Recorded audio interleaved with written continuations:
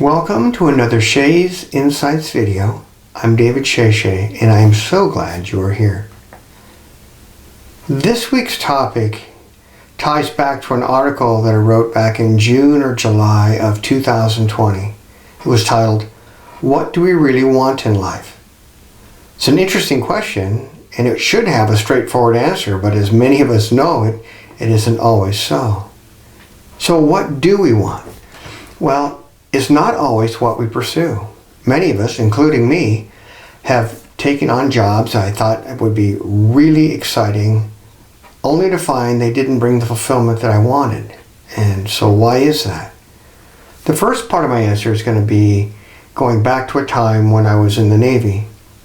It was some years ago, obviously, but I was a Navy leadership facilitator. And one of the modules that was in this course was looking at why some work centers, that's what the Navy calls them, have high-performing teams, and other work centers that have the same mix of personnel, same level of training and so forth, are not so high-performing. Why is it? And they looked at it and they studied it. And they came up, they call it 6 dimensions of work center performance. And they are training, the level of training in a training program, esprit de corps, the level of bonding the people have with one another, teamwork, how well they work in teams, overall morale of the work center, clarity, and technical proficiency. Not only do they have a training program, but how well do they know their technical specialty. Of those 6, they found that having increasing clarity all by itself raised the other 5 without having to do anything else with them. And the same thing holds true for us, not only in our regular life, I'd say every aspect of our life, but certainly in our spiritual and emotional life. Because with clarity, X marks the spot. When we have clarity about the why of our life, why is it we want to do this? Why do we want to own this house and not that house? Why do we want to own that car? Why do we want that girlfriend? Why do we want that boyfriend? What is it we seek? What do we think is there for us? Because the clarity of our why answers the what. Once we know the why, we can figure out very much more clearly what it is we want to do, who we want to be with, the what of the why. And this brings us to a video that was done back in the late 80s. It was an interview by Bill Moyers. It was a PBS interview with Joseph Campbell. I think it was a 6-part interview. It was a very illuminating one. And if you haven't seen it, I do recommend watching the whole series. It's wonderful listening to Joseph Campbell, who I'm a big fan of, as many of you know. And Bill Moyers asked him, he says, well, people are asking, what is the meaning of life? And Joseph Campbell didn't even answer that question. He said, well, I don't think people are looking for the meaning of life. What we seek is the experience of feeling alive, of being totally alive, connecting with our emotions and our spiritual source, and our spiritual source. When we have that, then we are living our why, and then the what's end up showing up in our life.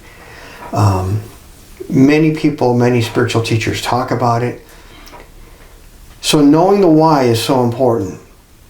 And this brings us to how do we do that? And there's a number of ways, and I'll talk about another article that I wrote. Actually, it was the first article I wrote when we first set up our website. So how do we know the why? We tend to, as human beings, ascribe emotions or emotional content and value to things. When I was a Navy recruiter, part of that recruiting training, and I've talked about this before, the instructor says people don't buy Corvettes because they're fuel efficient and inexpensive. They may buy Corvettes because it makes them feel good about themselves. So when a person, and it's probably usually a guy, thinks of a slick, maybe red or a yellow Corvette, he sees himself in it, and he sees himself being quite the person, and it feels good about himself. And there's all these attributes or emotional content that are basically embedded into the thought of owning it. Now the reality of that, whether it be the Corvette or we aspire to be the CEO of a corporation, or we want to do this job or that job, or we want to be with this boyfriend or girlfriend, or just be part of this group, we are ascribing some emotional content, some state of being about what we want to get out of it. If we know that, then we can separate the what, the Corvette, from the why. Because we'd probably be just as happy feeling good about ourselves without having to spend however much it costs for a Corvette these days to feel that way. And the same goes with a job or someone else. And we do that through our connections. We've talked about this all the time. We talk about it in our monthly meditations, and we certainly talk about it in the seminars that we facilitate. That's one of the objects. That's what Deborah and I are led to do, is to help people connect with their source, their energetic source, because from that comes our downloads, our knowledge, our guidance, our emotional fulfillment, our heart center. And when we have that, then we can know the why. And then sometimes the thing that we always thought was the what, we had to own this house or that car or this boyfriend or girlfriend or whatever it might be, all of a sudden those things fade and other things come to the forefront, and then we can say, wow, that's what I really want.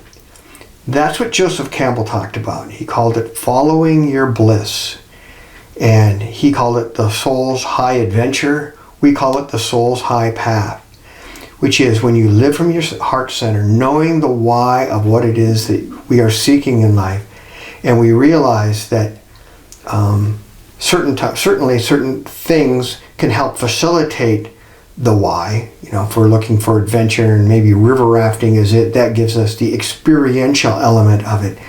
But if we know that we're seeking adventure, then we don't necessarily have to look at river rafting. We can look at some other thing in some other area of life that can bring us equal enjoyment and fulfillment.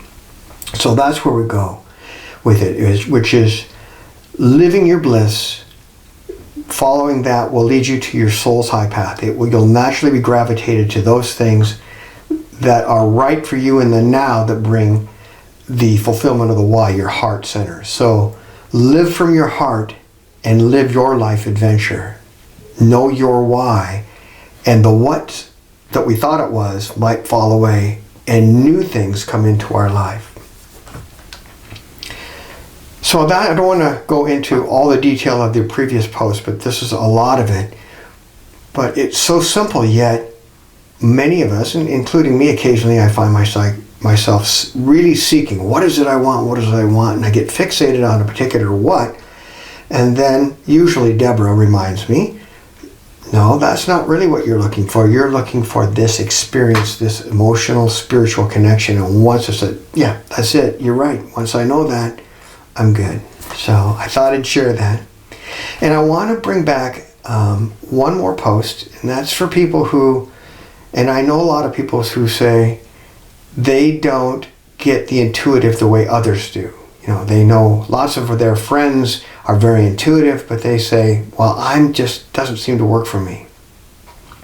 And the very first post that was written on our website was called, what is my life purpose anyway? This gets into the why of things.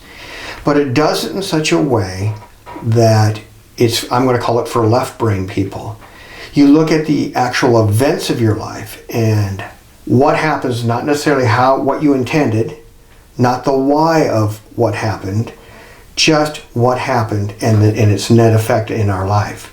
And we look at these patterns over time, and it goes into the 3 areas of your life, and I don't want to give that away. It's quite lengthy, but it would be the kind of thing that a counselor might do, a psychologist or a sociologist, someone like that might use a framework like this.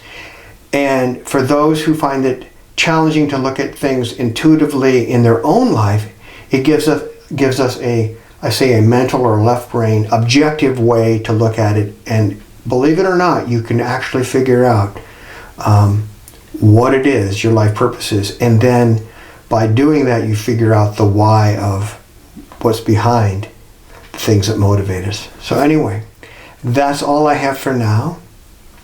Until next time, blessings, light, and love. Namaste.